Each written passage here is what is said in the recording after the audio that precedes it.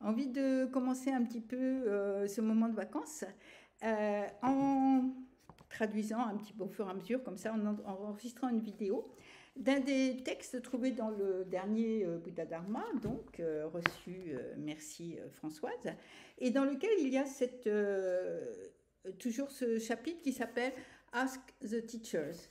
Et je trouve que c'est intéressant parce que les questions qui sont posées sont souvent des questions qui pourraient ou qui sont posées par certaines personnes de la Sangha. Donc, en l'occurrence, j'ai choisi celle-ci. Quelqu'un dit: je n'ai aucun intérêt dans l'éveil. Pour moi, le bouddhisme traite, tout est dans le bouddhisme et touche à l'éthique. C'est un chemin pour réduire le mal et, on l'espère, pour apporter du bien aux autres. Est-ce que c'est assez ou bien est-ce que je passe à côté de quelque chose? Et voici ce que répond Bhante Surano. J'ai déjà lu certaines de ses réponses dans d'autres numéros, donc un moine bouddhiste Theravada, et je trouve que ses réponses sont toujours très précises et intéressantes. Donc voici sa réponse. Eh bien, pour vous, en ce moment, le bouddhisme comme éthique va devoir être suffisant. Pratiquer la moralité, la vertu, l'éthique, bénéficier à soi-même et aux autres, ce sont des activités que le Bouddha a toujours applaudies.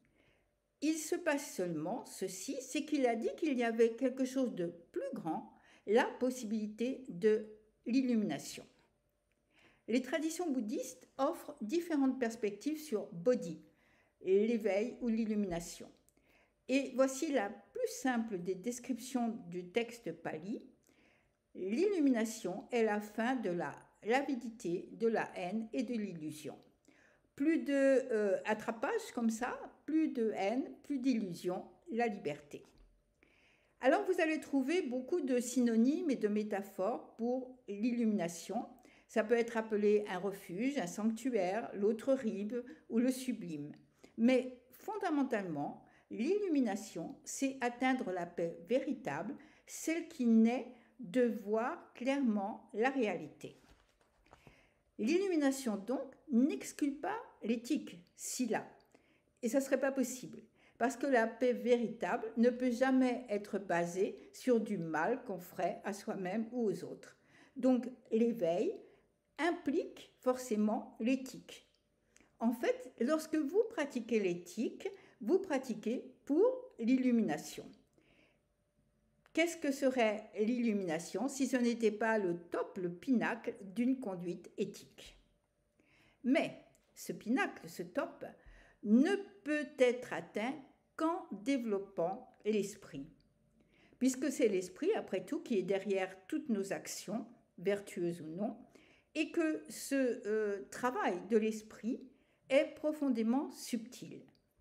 Donc transformer notre esprit demande plus qu'une conduite éthique. Cela demande de la concentration, de la sagesse, et cela demande donc de compléter les 3 points, sila, samadhi et prajna. Prajna étant cette sagesse transcendante, on va dire. Toutes ces qualités s'appuient les unes sur les autres, si bien que quand vous pratiquez sila, c'est-à-dire l'éthique, vous êtes aussi en train de développer votre pouvoir de prise de conscience et, alors là, un mot un peu difficile à traduire, je trouve toujours insight, c'est-à-dire ce moment où, comme ça, des moments de prajna, on va dire, mais comme ça, où tout d'un coup, on ouvre les yeux et on a quelque chose qui nous paraît évident. Donc, puisque toutes ces 3 qualités, sila, samadhi et prajna, s'appuient les unes sur les autres, quand vous travaillez sila, vous travaillez forcément samadhi et prajna. Et ce sont ces qualités-là qui mènent à l'éveil.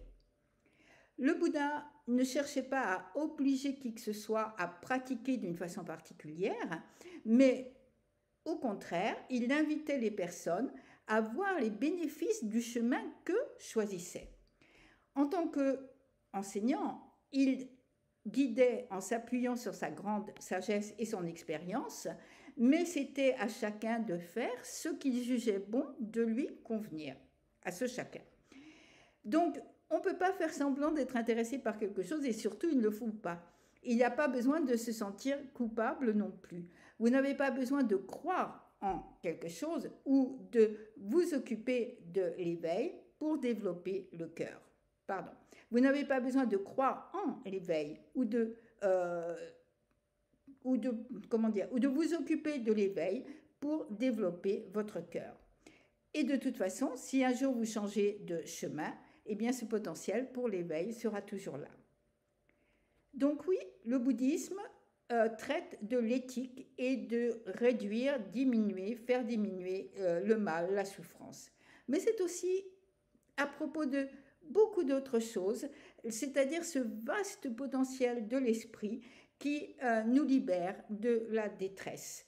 C'est ce qui ouvre notre potentiel immense de générosité, de gentillesse et de compréhension. Et un tel esprit, c'est-à-dire libéré de la souffrance et ayant ouvert son potentiel de générosité, de gentillesse et de compréhension, bénéficiera sans aucun doute au monde entier. Cependant, ne jugez pas sur ce que je dis, ne prenez pas ma parole comme absolue, mais pratiquez profondément et sincèrement et voyez pour vous-même comment, lorsque vous soulagez, comment vous vous sentez lorsque vous vous soulagez l'avidité, la colère et la détresse. Par exemple, une marche pleine de joie et en pleine conscience, ou bien un moment d'assise complètement serein, nous donne un goût, un tout petit goût en fait, de ce que peut être la paix de l'esprit, la paix d'un esprit libéré. Et quand on a eu ce petit goût de paix, eh bien, il va forcément s'étendre à tous les êtres. Donc, en résumé, vous n'êtes pas obligé d'entrer dans la voie ou d'avancer dans la voie avec avec ce qui est demandé en fait à travers les textes. Chacun va choisir sa porte d'entrée, sachant que puisque tout se relie, Sila, Samadhi et Prajna, en travaillant un côté, on va travailler forcément les autres côtés. Et c'est à vous de voir le bénéfice que ce que vous travaillez vous apporte. Mais, je reprends son argument, mais sans oublier que le Bouddha a toujours dit qu'il y a quelque chose de plus grand et que c'est de comprendre notre esprit et d'être libéré des trois poisons de notre esprit. Donc on avance d'un côté mais sans perdre de vue ce qui est la base du Bouddha, parce que s'il n'y avait que l'éthique, il y a beaucoup d'éthique dans beaucoup d'autres systèmes philosophiques, religieux, etc. Mais la base du Bouddha, c'est la libération totale de